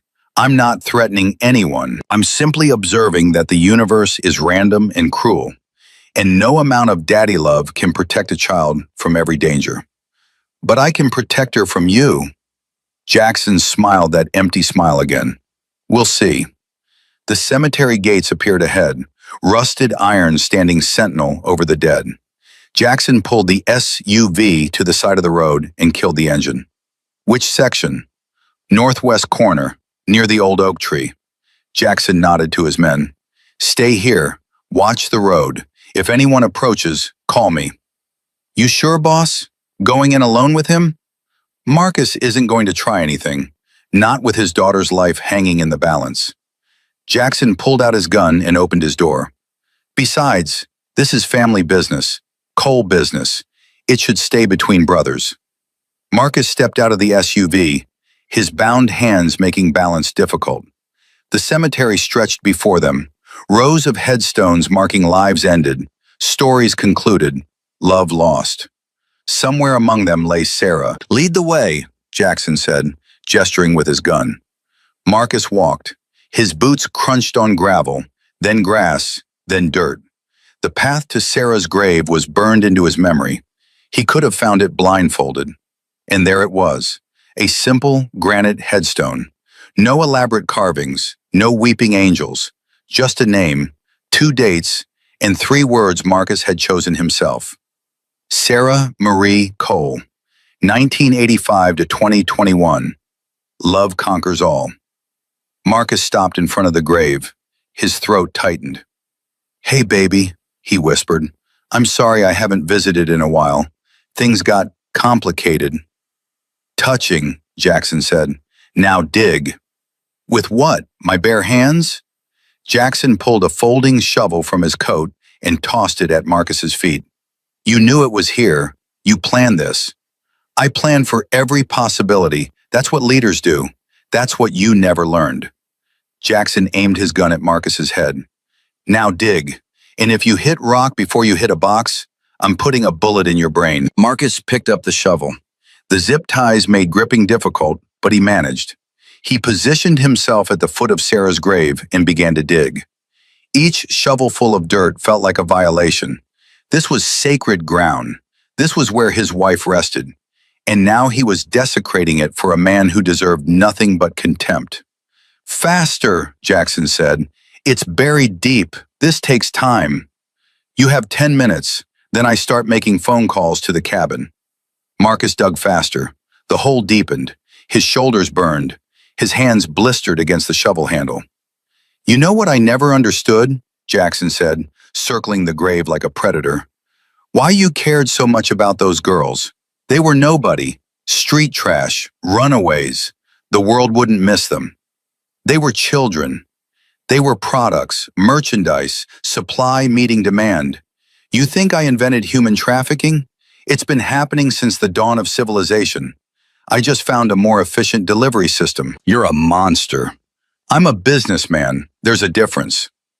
Marcus's shovel hit something solid. Both men froze. There it is, Jackson breathed. Open it. Marcus cleared the remaining dirt, revealing a metal lockbox about the size of a briefcase. His hands trembled as he lifted it from the hole. Keys? Jackson asked. Combination. Open it. Marcus's fingers found the dial. He spun it left, right, left. The lock clicked open. Inside lay a single manila envelope, thick with documents. Jackson snatched it from the box and tore it open. His eyes scanned the contents. Photographs, shipping manifests, bank statements, names and dates, and damning evidence of every crime he'd ever committed. This is everything, Jackson said quietly. Every transaction, every payment, every body, everything. You held this over my head for 3 years. 3 years I've been wondering when the other shoe would drop, when the feds would come knocking, when my own brothers would turn on me. Now you don't have to wonder anymore. Jackson looked up from the documents. and something in his expression shifted. The charm disappeared. The pretense evaporated. What remained was pure, undiluted malice. You're right, I don't. He aimed the gun at Marcus's chest. Jackson, did you really think I'd let you walk away? After what you've done? After the threat you've posed? You're a loose end, Marcus, and I don't leave loose ends. You promised Lily would be safe. I lied. It's what I do. It's what I've always done. You just never wanted to see it. Marcus stared down the barrel of his brother's gun. This was how it ended. Not in a blaze of glory or a heroic last stand. Just a bullet in a graveyard, bleeding out on his wife's grave. At least they'd be together. Any last words? Jackson asked. Yeah, Marcus smiled. Now. Headlights blazed to life from 3 directions. Engines roared. Motorcycles poured into the cemetery from hidden positions, surrounding Jackson in seconds. 20 riders, 30, 40, all wearing Hell's Angels colors. Jackson spun wildly, guns swinging from target to target. What the hell is this? An older man stepped off his bike and removed his helmet. Gray beard, weathered face, eyes that had seen everything and judged most of it. Big Tony, alive, very much not dead. Hello, Jackson, Tony said calmly. Been a long time. Tony? I had you killed. I saw the photos. You saw what I wanted you to see. Amazing what a little fake blood and a cooperative coroner can accomplish. Jackson's face went white. This is a setup. This is justice. Tony walked toward him slowly. For 3 years, I've been gathering evidence, talking to brothers who had doubts, building a case against you that would hold up in the only court that matters, the court of the Brotherhood. You're committing treason. I'm your president. You were my president until you broke the most sacred rule we have. Tony stopped 5 feet away. You hurt children, Jackson. You sold innocent kids to monsters, and you did it using club resources, using our name, using our reputation. The club is about money, about power. I was building an empire. The club is about brotherhood, about protecting the innocent, about being something more than common criminals. Tony's voice hardened. You forgot that, or maybe you never believed it in the first place. Jackson swung his gun toward Tony. 20 weapons clicked in response. You shoot me, Tony said calmly, and you'll be dead before I hit the ground. Your men at the SUV are already in custody. Your contacts at the hospital have been arrested. Your empire is over, Jackson. The only question is how it ends. Jackson's hands shook. His face twisted through emotions, rage, fear, desperation, and finally something like acceptance. So this is how the great Jackson Cole falls, betrayed by his own blood, betrayed by his own brothers. You betrayed yourself, Marcus said, stepping forward. The moment you decided that children were merchandise, the moment you chose profit over principle, you signed your own death warrant. And I suppose you're the executioner? Marcus shook his head. No, I'm done with killing. I'm done with violence. I'm done with everything this club used to represent. He looked at Tony. I just want to take my daughter somewhere safe and never look back. Then go, Tony said. You've earned that much. The Brotherhood owes you a debt we can never repay. You exposed a cancer in our organization. You gave us a chance to be what we were always meant to be. Marcus hesitated. What happens to him? That's for the club to decide, but I can promise you this. Justice will be served. Not the legal system's version. Ours. The kind Jackson understands. The kind he's dealt out to countless others. Jackson laughed bitterly. So I get murdered by a committee. How democratic. You get exactly what you deserve. Tony signaled to 2 riders. Take him. The council will convene at dawn. As they dragged Jackson away, he locked eyes with Marcus one final time. This isn't over, little brother. You can kill me, but you can't kill what I built. There are others. Partners, associates, people who won't take kindly to losing their supply chain. Let them come. I'll be ready. Will Lily be ready? Will Catherine? Will that pretty nurse who helped you escape? Jackson smiled his most chilling smile. You think you're protecting them by destroying me, but all you're doing is painting targets on their backs. Sleep well, Marcus, if you can. They pulled him into the darkness, and his laughter echoed among the graves. Marcus stood alone at Sarah's headstone, adrenaline draining, reality settling in. It's done, baby, he whispered. He can't hurt anyone anymore. But Jackson's words lingered. Partners, associates, targets. Was it really over? Or had he just traded one enemy for a dozen? Tony approached, his hand extended. You did good tonight, brother. Your wife would be proud. Marcus shook the offered hand. I need to get back to Lily. Of course, take my bike. I'll have someone bring your truck later. Tony, thank you. For everything. For faking your death. For rallying the brothers. For giving me a chance to end this without more bloodshed. Thank me by living a good life. By raising that little girl to be better than we were. By proving that redemption isn't just a word. Marcus nodded. One more thing. Tony pulled an envelope from his vest. This was in the files we recovered from Jackson's safe house. It's addressed to you. Marcus took the envelope.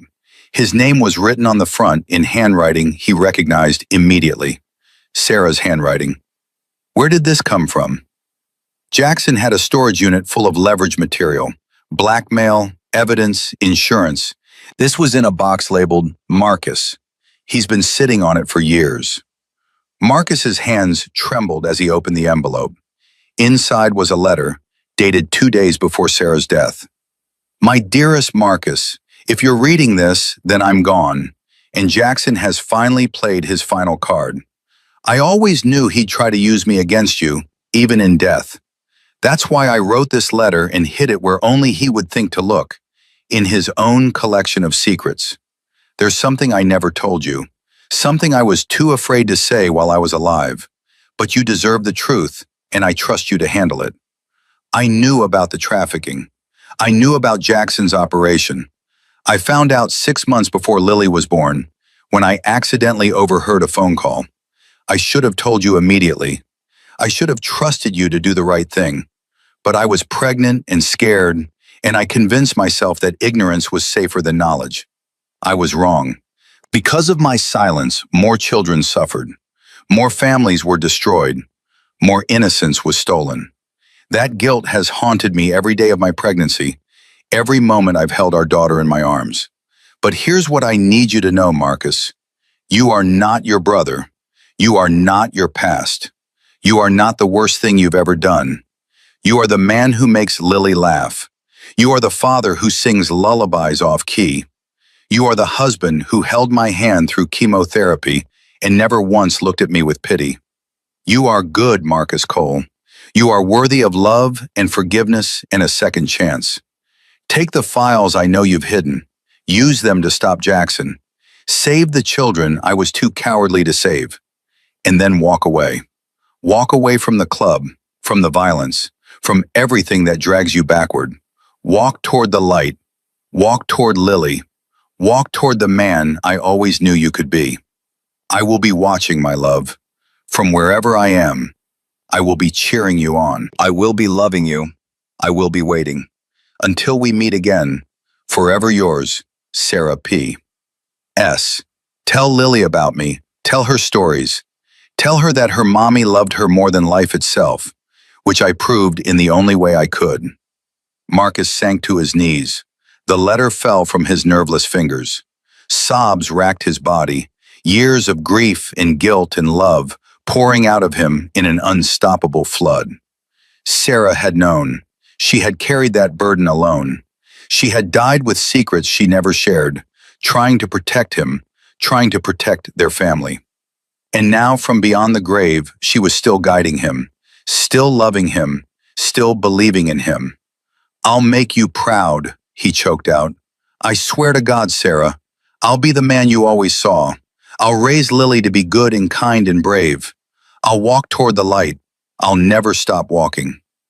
Tony stood at a respectful distance, allowing Marcus his moment. Finally, Marcus rose. He wiped his face with his bound hands. Tony quickly cut the zip ties and folded Sarah's letter carefully into his vest pocket. I need to go. Go, your family is waiting. Marcus climbed onto Tony's motorcycle. The engine roared to life, a sound that had once meant brotherhood and belonging. Now it meant escape, freedom, a new beginning. He rode through the night, pushing the bike to its limits. The wind dried his tears. The road stretched ahead like a promise. Catherine and Lily were at the cabin, safe, alive, waiting for him. Nothing else mattered. When he finally pulled up to the cabin, dawn was breaking over the mountains. Golden light spilled through the trees, painting everything in shades of hope. Catherine met him at the door. Her face was exhausted, but relieved. Is it over? It's over. Jackson? Being dealt with. He'll never threaten Lily again. Catherine stepped aside and Marcus entered the cabin. Lily was sitting up in bed, weak but conscious, a bowl of broth in her hands. When she saw her father, her face transformed with joy. "Daddy Bear, you came back!" Marcus crossed the room in 3 strides and gathered her into his arms, careful of her injuries, desperate for her warmth. "I promised, Princess. Daddy always keeps his promises. Did you stop the bad men?" "I stopped them, all of them. They're never going to hurt you again." Lily pulled back slightly, studying his face with those eyes so like her mother's. "You've been crying." "Happy tears, baby, only happy tears. Mommy said you'd be okay. I saw her again while I was sleeping. She said the bad times are over and the good times are starting." Marcus hugged her tighter. Mommy was right. She was always right. Catherine watched them from the doorway, tears streaming down her own face. This broken family, torn apart by death and estrangement and violence, somehow finding its way back together. "What happens now?" she asked quietly. Marcus looked up at his sister-in-law, his former enemy, his unexpected ally. "Now we heal. Now we rebuild. Now we become the family Sarah always wanted us to be." "I'd like that," Catherine's voice cracked. "I'd like to be part of Lily's life, to make up for all the years I wasted." "You saved her life tonight. You don't have to make up for anything." "I do, but I'd like to start trying." Lily reached out a small hand toward her aunt. "Aunt Catherine, will you stay with us? Daddy Bear needs help making pancakes. He always burns them." Catherine laughed through her tears. "I'd love to stay, sweetheart, for as long as you'll have me." "Forever?" Catherine looked at Marcus. He nodded. "Forever sounds perfect, Princess." Outside, the sun continued to rise. Birds began their morning songs. The world turned on, indifferent to the darkness that had almost consumed this small family. But inside the cabin, 3 survivors huddled together, bound not by blood alone, but by love, by sacrifice, by the unshakable conviction that tomorrow could be better than today. Marcus pulled out Sarah's letter and handed it to Catherine. "You should read this. It's from your sister." Catherine took it with trembling hands. As she read, fresh tears fell, and something ancient and broken began to heal inside her. "She forgave me," Catherine whispered. "She forgave all of us. She always did. That's who Sarah was. That's who Lily is going to be." The 3 of them sat in the golden morning light, reading and rereading Sarah's words, feeling her presence wrap around them like a warm embrace. The past was behind them. The future stretched ahead, uncertain but no longer terrifying. They were going to be okay. Not because the danger was gone. Jackson's warning about partners and associates still echoed in Marcus's mind. Not because the wounds had healed. Lily still needed weeks of recovery, and Catherine's guilt would take years to fade. But because they had each other. Because they had chosen to face the darkness together. Because love, in the end, really does conquer all. Marcus held his daughter close and whispered the truth he'd been afraid to believe until this moment. "We're going home, Princess. We're finally going home." 6 months had passed since that night at the cemetery. 6 months of healing. 6 months of rebuilding. 6 months of learning what it meant to be free. Marcus stood behind the counter of Second Chance Customs, his motorcycle repair shop in a quiet corner of San Diego. The name had been Lily's idea.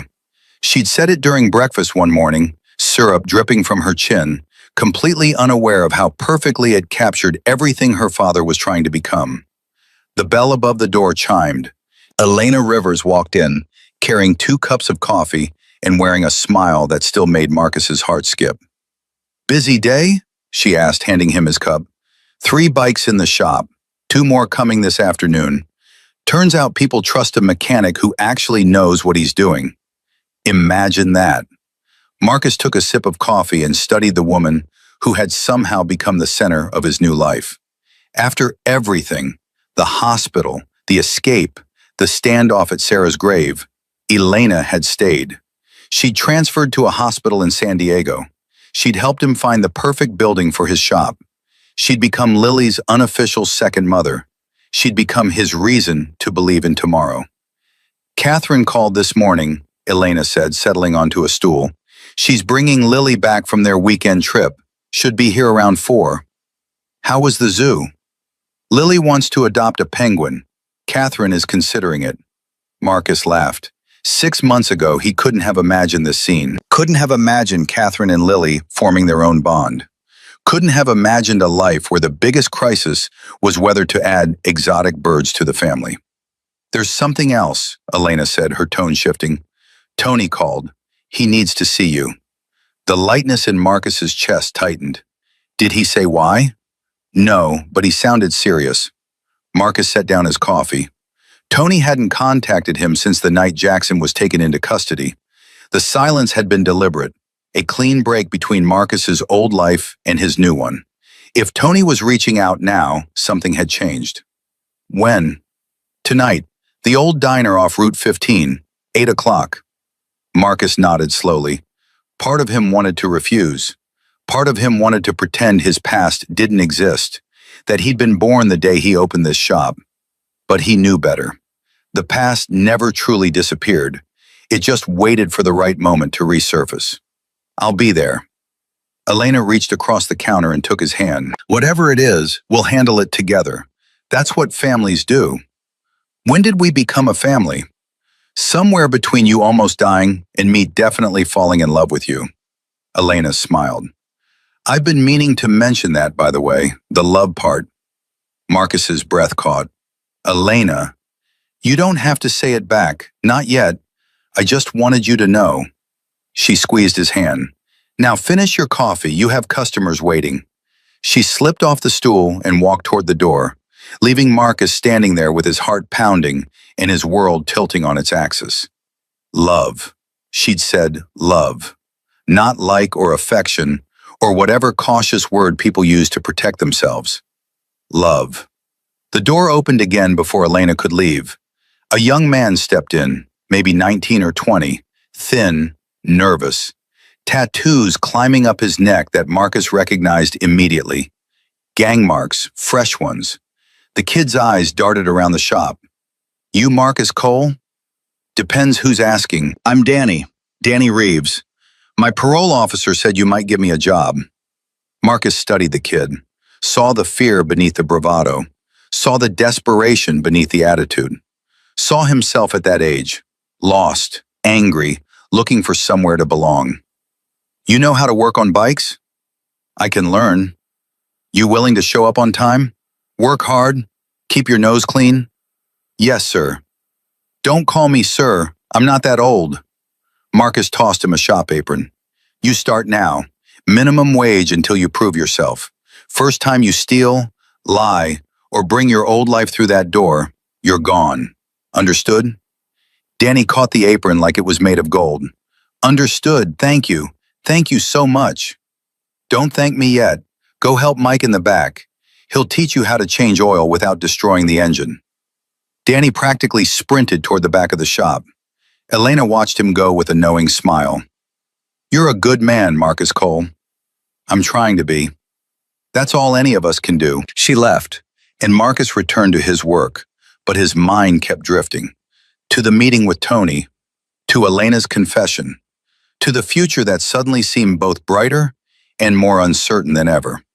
At 3:47, Catherine's SUV pulled into the parking lot. Before the engine died, the passenger door flew open and Lily came running toward the shop. "Daddy Bear!" Marcus scooped her up, spinning her around until she shrieked with laughter. "How was the zoo, Princess?" "Amazing! We saw elephants and giraffes and penguins, and Aunt Catherine almost fell in the flamingo pond." "I did not almost fall," Catherine protested, joining them.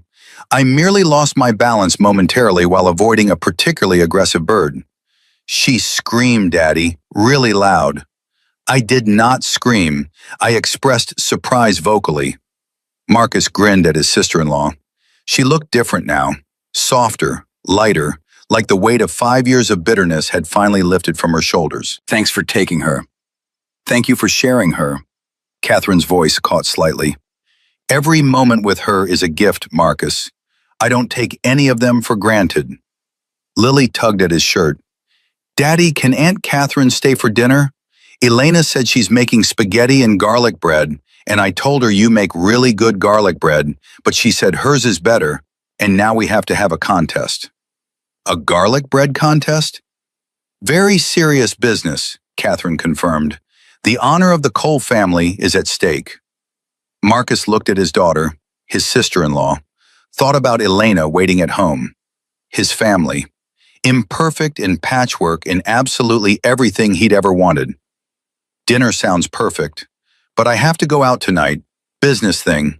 I'll be back by 10. Catherine's expression shifted slightly. "What kind of business?"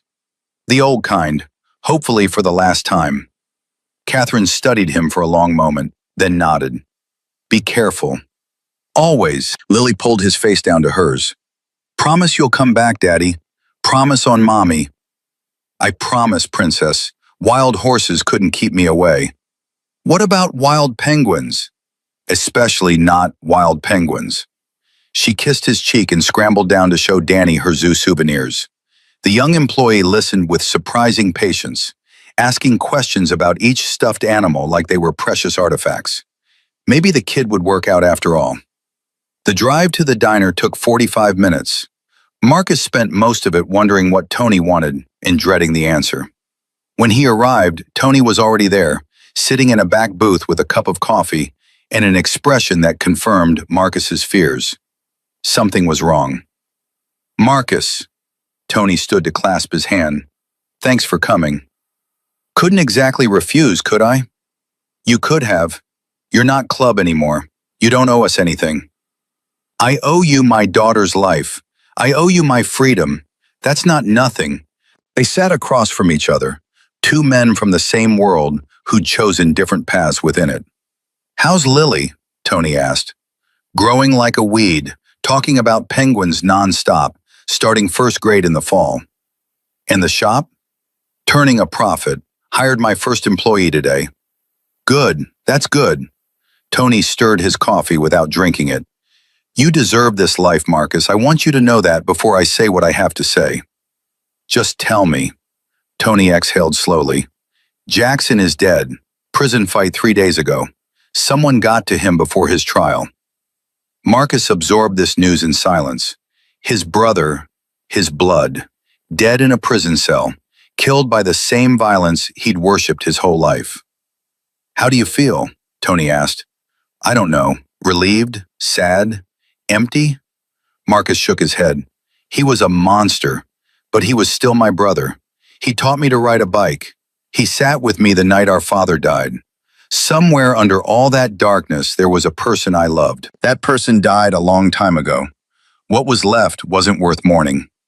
"Maybe, but I think I'll mourn anyway." Tony nodded slowly. "There's more." "Of course there is." Before he died, Jackson talked, made deals, tried to trade information for protection. Tony pulled out a folded piece of paper. "He gave up names, Marcus. Partners in his trafficking network. People who are very angry about losing their supply chain. And your name came up, not as a trafficker, as a threat. Jackson told them you're the reason their operation collapsed. He told them where you live, where you work, where Lily goes to school." Marcus's blood went cold. "How long have they known?" The information was passed along 2 weeks ago. Our sources just confirmed it yesterday. Why didn't you call me immediately? Because I was making sure the threat was real, and because I was putting together a solution. Tony slid a second piece of paper across the table. Marcus looked at it. Names, photographs, locations. What is this? The men who want you dead, all 5 of them. As of this morning, 3 are in federal custody, arrested on unrelated charges that will keep them locked up for decades. The 4th had an unfortunate accident involving a fishing boat in rough waters. The 5th is still out there. His name is Viktor Petrov, Russian, runs trafficking operations across 3 continents. He's the one who partnered with Jackson, and he's the one who's made killing you a personal priority.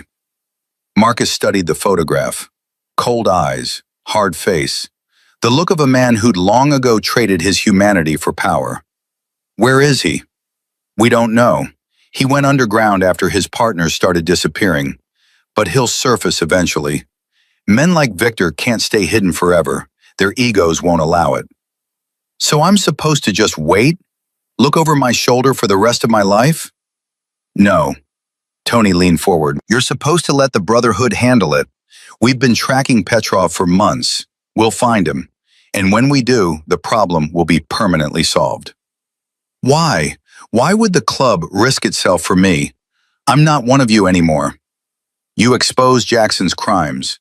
You gave us a chance to remember who we're supposed to be. Half the current membership considers you a hero, Marcus.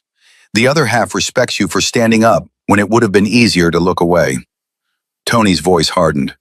We protect our own, even the ones who've moved on.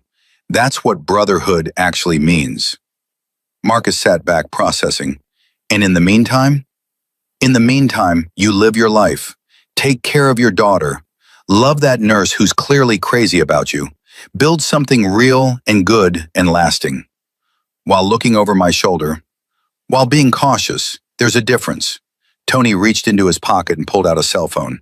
Burner, my number is the only one programmed in. If you see anything suspicious, call. If you feel threatened, call. If Victor so much as sneezes in your direction, I want to know about it. Marcus took the phone. I thought I was done with this life. You are. This is just loose ends. And loose ends don't last forever. They sat in silence for a moment. 2 men who'd seen the worst of humanity and somehow kept trying to find the best. Jackson asked about you, Tony said quietly, before he died. Asked if you were happy. I told him you were building something beautiful, something he could never understand. What did he say? He said good. He said maybe one of us got out after all. Tony shrugged. I don't know if he meant it, but I like to think some part of him, some tiny piece that remembered being your brother, was genuinely glad you'd escaped. Marcus didn't respond, couldn't respond. The complexity of his feelings toward Jackson, love and hatred, grief and relief, pity and rage, defied simple expression. Go home, Marcus, Tony said finally. Go home to your family, make garlic bread, tuck your daughter into bed, live the life you've earned. And Victor is my problem now, not yours. Trust me to handle it. Marcus stood, extended his hand. Thank you, Tony, for everything. Don't thank me yet. Thank me when Victor's in the ground and you're dancing at Lily's wedding. That's a long time from now. Then I guess we both have something to look forward to. Marcus drove home with the weight of the conversation pressing on his chest. Viktor Petrov was out there somewhere, planning his revenge. The threat wasn't over, might not be over for months or years. But Tony was right. He couldn't live in fear, couldn't let the darkness of his past poison the light of his present. He had a daughter who needed stability, a woman who just told him she loved him, a family cobbled together from tragedy and stubbornness and grace. He had everything worth fighting for. When he walked through the door of his small house, the smell of garlic and tomato sauce enveloped him. Lily sat at the kitchen table, helping Catherine arrange bread slices on a baking sheet. Elena stood at the stove, stirring sauce with one hand and conducting to music on the radio with the other. "Daddy's home," Lily announced. Just in time for the judging, Catherine added. Elena's garlic bread versus my garlic bread. You're the tiebreaker. That sounds like a lot of pressure. It's bread, Marcus, you'll survive. He helped set the table, poured wine for the adults and juice for Lily, and sat down to the most ordinary, extraordinary meal of his life. The garlic bread contest ended in a diplomatic tie. Lily declared both versions the best ever and demanded they make both kinds forever. Catherine and Elena exchanged amused glances and agreed to share the title. After dinner, Marcus tucked Lily into bed. Her room was filled with stuffed animals, penguins now featuring prominently, and photographs of Sarah that Marcus had framed and hung himself. Daddy? Yeah, Princess. Is the bad man really gone? The one who hurt me? Marcus smoothed her hair back from her forehead. He's gone, baby. He's never coming back. Good, Lily yawned. I like our life now. I like Elena and Aunt Catherine in the shop and everything. I like it too. Mommy would be happy, right? She'd be happy we're happy? Marcus felt his throat tighten. She'd be the happiest person in the whole world, Princess. She's watching us right now and she's smiling. Lily closed her eyes.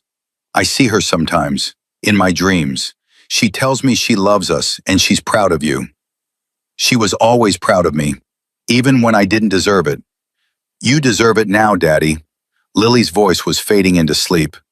You're the best daddy in the whole world. Marcus kissed her forehead and whispered the words he'd never get tired of saying. I love you, Lily Cole, forever and always. Love you too, Daddy Bear, forever and always and infinity. He turned off the light and closed the door. Elena was waiting in the hallway. Without a word, she took his hand and led him to the living room. Catherine had already gone to bed in the guest room, leaving them alone in the quiet of the night. How was your meeting? Elena asked. Complicated. There's still a threat out there. Someone who wants to hurt me. What are you going to do? Live my life. Trust Tony to handle what I can't. Focus on what matters. Marcus turned to face her. And tell you something I should have said hours ago. Elena waited. I love you too. I don't know when it happened or how, but somewhere between you saving my daughter and you saving me, I fell completely and hopelessly in love with you. Elena's eyes glistened. That's a lot of saving. You're very good at it. I had good material to work with. She kissed him then, soft and sweet and full of promises. When they pulled apart, Marcus felt something he'd almost forgotten was possible. Peace. Real, lasting peace. Marry me, he said. Elena blinked. What? I know it's fast. I know we haven't even been together officially for 6 months. But life is short and uncertain, and I don't want to waste another day pretending I'm not sure about things I'm absolutely certain of. Marcus, you don't have to answer now. You don't have to answer tomorrow. But I want you to know that when you're ready, if you're ever ready, I'll be here, waiting, loving you, building this life with you. Elena stared at him for a long moment. Then she laughed, a sound like bells, like hope, like everything good in the world. You're insane, Marcus Cole. Probably. We've never even been on a proper date. I'll take you to dinner tomorrow night, anywhere you want. I want tacos from that truck near the pier. Done. And I want to meet your friends, Tony and whoever else matters from your past. Arranged. And I want a ring, nothing fancy, something simple, something that says this is real and permanent and not just adrenaline. Marcus's heart stopped. Is that a yes? It's not a no, Elena smiled. Ask me again in 6 months. If you still feel the same way, if we've made it through whatever comes next, then yes, 1,000 times yes. Marcus pulled her close. 6 months. I can wait 6 months. You waited 3 years for justice. 6 months should be easy. Nothing about loving you is easy, but everything about it is worth it. They stood there in the quiet living room, holding each other, building dreams out of whispers and heartbeats. The road ahead wasn't clear. Viktor Petrov was still out there. Life still held uncertainties and dangers. The past still cast long shadows. But Marcus Cole had learned something in the last 6 months. something he wished he'd understood decades ago. The darkness doesn't win by being stronger. It wins by convincing you that light doesn't exist. But light does exist. In a daughter's laugh, in a lover's touch, in a sister's forgiveness, in a brotherhood that remembers its purpose, in second chances and new beginnings, and the stubborn human refusal to surrender hope. Marcus Cole had been many things in his 42 years.